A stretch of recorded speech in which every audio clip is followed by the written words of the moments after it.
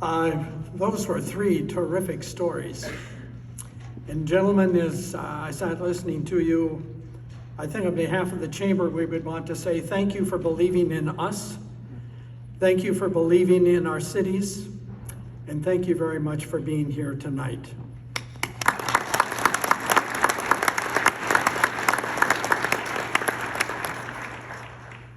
I'm Bob Boyd, and 5 years ago, Don and I moved to Stillwater, Minnesota after 40 years of being here in Grand Forks. We moved to Stillwater to be closer to our daughters and their families. But every time we return and we enter into the grand cities, we look at each other and we say to each other, we're home. Now, we may be here longer than we anticipated, actually, given the weather that we have out there tonight, because we do have to be home. We're hoping to go home tomorrow because on Saturday, we have a grandson who's going to be in a third grade basketball game. Now, if you have not ever seen third graders play basketball, you have not lived. So you know why it's important for us to be back, but it is wonderful to be home. It's my honor on behalf of the past recipients of the Henry Havig Award to once again introduce this year's awardee.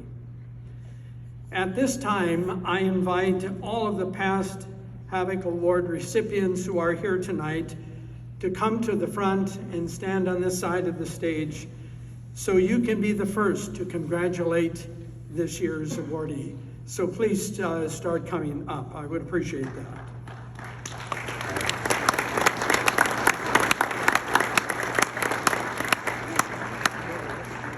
This is the 47th consecutive year that the Chamber of Commerce has awarded the special honor. Each year this event is held during the annual dinner and is one of the highlights of our evening. As we have often heard, it is an award that recognizes in a very meaningful and concrete way that community service is honored and appreciated. And being part of community requires dedication and commitment. And now for this year's announcement. It is said that Leonardo da Vinci's painting The Mona Lisa can be viewed several times and the viewer sees something different each time. That can also be said of our award recipient. Multi-talented, skilled, engaged, our person can be appreciated as a spouse, a parent, an entrepreneur, a community leader, a hard-driven worker, and a servant with a heart.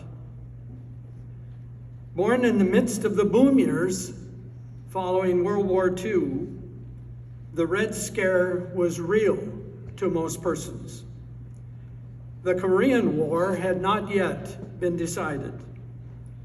And the first TV remote was marketed by Zenith and was called Lazy Bones, signifying that it was not necessary to get off to the couch to change the channel. Gas was 27 cents per gallon. But that's today's money, $3.19. So we're maybe not paying all that much for gas.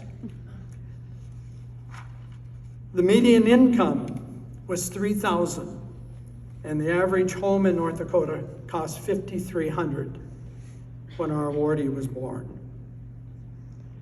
Our recipient's early plans were to be a teacher. Graduating from Mayville State College, our awardee's graduation gift was a new daughter. And at the time, teaching jobs were not as plentiful, and this resulted in a change of careers. In fact, our awardee's entire adult life has been filled with career changes that resulted from ambition and taking advantage of opportunities. First as a worker in a metal building company, later managing a truck center and an auto center manager for J.C. Penney. But again, ambition, hard work, and entrepreneurship led to the establishment of private businesses that included a commercial water hauling business, a lawn service, a child care center with his wife, who served as the coordinator of programming, while our awardee was the jack of all trades. This ambition was obvious early on. In the 4th grade, he drove the milk truck for his uncle.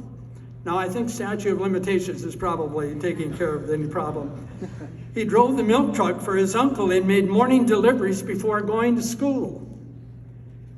And by now, the awardee, and perhaps you, have figured out who's being recognized. But before I mention his name, allow me to tell you more. Perhaps the part that he is most proud of, his contributions to community and our state.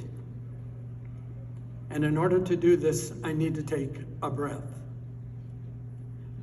During our infamous flood of 1997, he oversaw the area of diking and sandbaking on the point.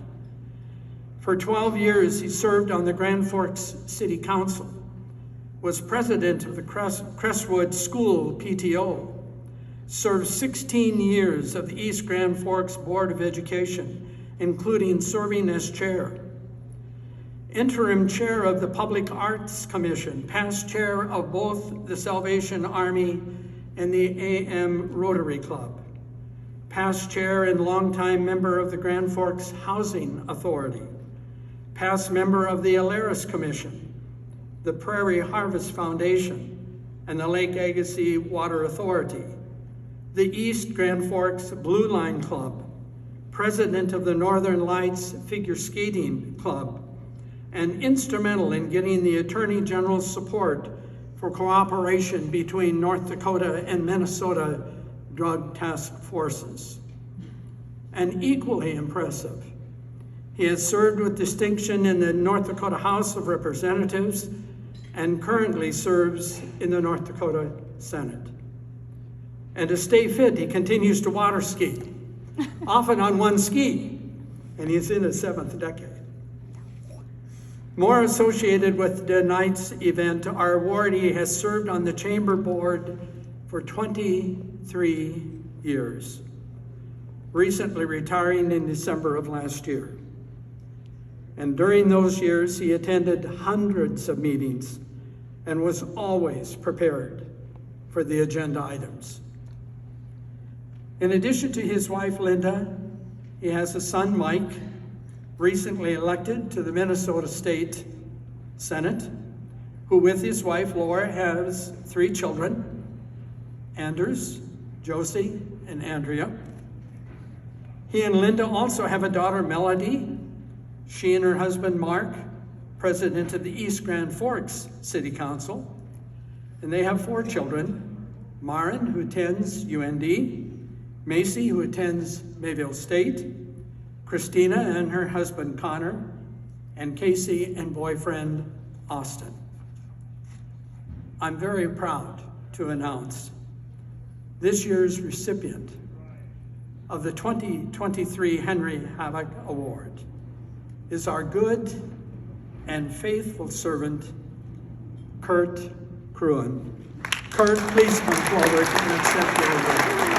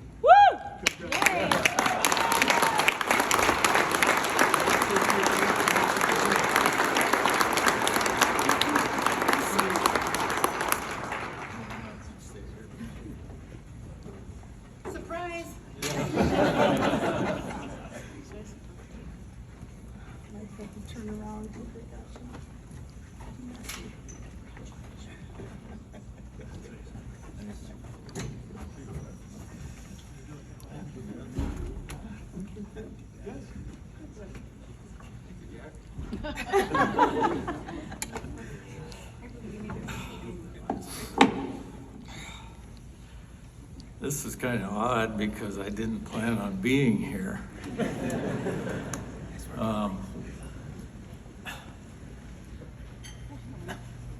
This is probably one of the greatest honors a person in his community can receive. You do these things that were indicated that I've done. I didn't even remember some of them. But you do it because you enjoy what you're doing, where you're living, the people you live with, and the people you work for. And there's times when things go tough, and there's times when things go really well. But overall, you can't beat the camaraderie, I guess is a good word, in your communities, both East Grand Forks and Grand Forks. I had the opportunity to be in East Grand Forks and Grand Forks both, so I guess this is a good representation of our chamber. Didn't think of that. It also wouldn't be happen if it wasn't for my family. My wife is put up with many, many times when she's alone, and many times when I'm not home, and many times when my kids needed me sometimes, and I was doing other things, but I tried to make up for it all the time. One of the things that I have to say, though, that I started turning gray at 28, so when my kids were in school, wherever I was at, if I was sitting someplace, they always knew where I was because I had the shiny white hair. So it keeps me at a attention, so they always pay attention, I hope. But anyway, Grand Forks and East Grand Forks are two great communities that we live in. They look forward. Our school districts are strong. Our university is strong. Our technical college is strong. All because everybody puts their efforts into our community, just like was indicated by before. And I can't say how honored I am to have this happen, and the support I get from my whole family, my in-laws, my outlaws, I mean my brother-in-law, and work with them and work with the community, having the involvement in the community. Being on the city council was one of the highlights, but the highest opportunity is to serve your community. And I thank all of you for being here. I thank all of you for participating in everything that you do. It may not seem like much, to be involved with the figure skating club. Back then, we started a brand new club. We didn't know what we were doing. The girls liked to skate, so we went out and figured out how to do it, and they became very competitive. And they got to travel, just like hockey. And so we had to be competitive in the hockey. So my son played hockey. My son is not here. He got stuck in the snowstorm. He is which was indicated, he's a newly elected senator in the state of Minnesota. So the tradition goes on somewhat. But all of these things add up, and indicated, like Mr. Sawyer said, we need all of you to be here every day, all the time, just as my family was here for me every day, all the time. And I appreciate them to any great degree that you can't believe. Over a long time, when you say when I started driving milk truck at 4th grade, and that's not a lie, that's true. And the guy that was supposed to be there didn't show up, so we did it, me and another kid. And that's when you delivered milk in a carton. Oh, first a bottle back then, you delivered it. I remember going into this one, always Monday, Wednesday, and Friday. You always went in this one house, you had to go right in the house, the door was open, you walk up the stairs and put the milk and this cottage cheese and the butter in the fridge. That's the way it was at that time. That doesn't happen anymore. You gotta go to Hugo's to get milk now. But anyway, just a small story. And I just want to say thank you one more time. I am truly honored. I want to say one thing about my colleague. She comes up to me. I had no idea what I had no plans on coming. I have lots of responsibilities being on the appropriations for the first time, as Ray was giving me a little pep talk. And so I get up in the morning at 4 o'clock. I'm at the Capitol by 5:30, and if I get home to the motel by 8 o'clock, I'm lucky. And that is our day in and day out at the legislature. We do not have any help. We don't have an office. We don't do anything.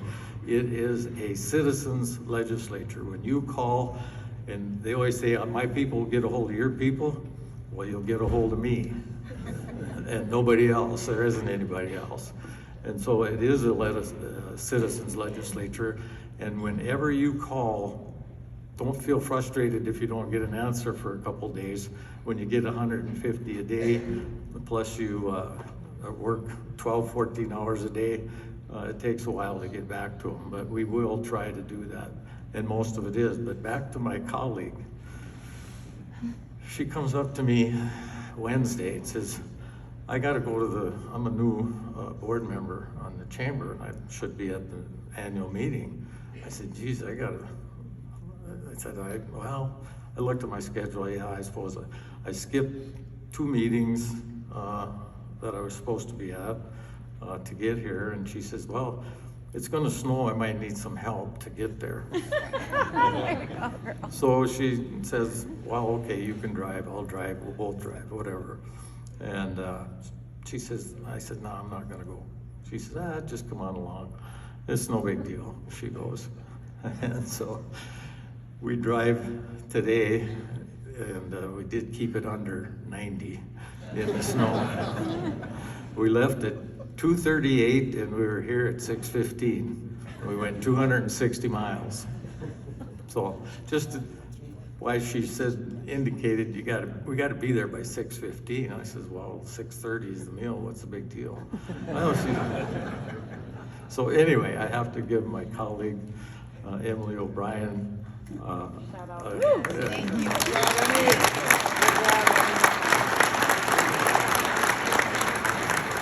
for leading the charge. So with that, I don't have enough words to express the thank you to the community and the enjoyment I've had working with the chamber and all the other things that have gone on. So thank you very much, and I appreciate every minute of it. Thank you.